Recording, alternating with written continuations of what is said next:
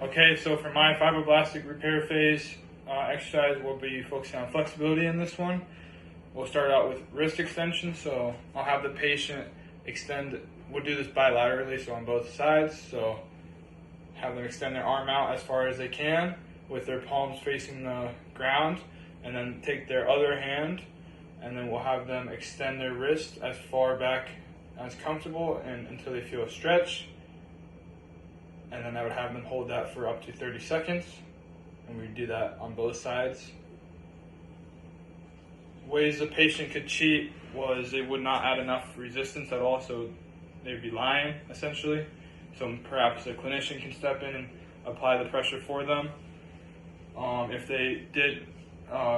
they flex the elbow a little bit, they would still feel it a little bit, but not as well as if they fully extended it. So if the patient is still in the phase where they can't fully extend their elbow, this would be a moderate stretch, but it wouldn't be a severe stretch. So we'd work on elbow flexibility as well.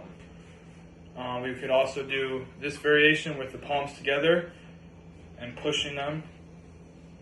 So that one might be a little bit more difficult, but once they gained a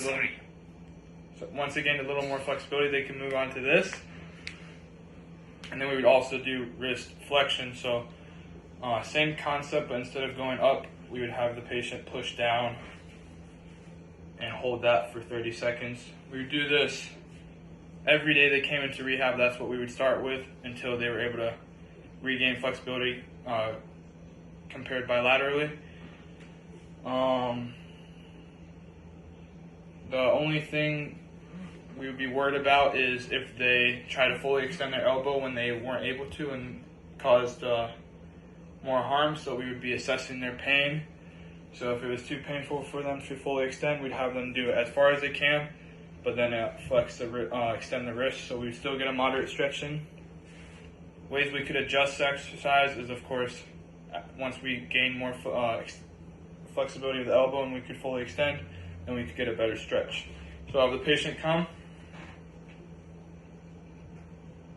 I'll have the patient, JT. So I'll have you, as far as you can, fully extend your elbow and then extend your wrist to a stretch. And then I would time you for 30 seconds. We already mentioned ways they could cheat, but if they kind of lied and didn't do it or said they couldn't feel a stretch, then I would step in and apply it for them by supporting the elbow and the wrist. And another way we could adjust is have them go to the wall, fully extend their wrist, and then lean into it. And that would add a little more body weight to it, so it possibly a better stretch for their forearm.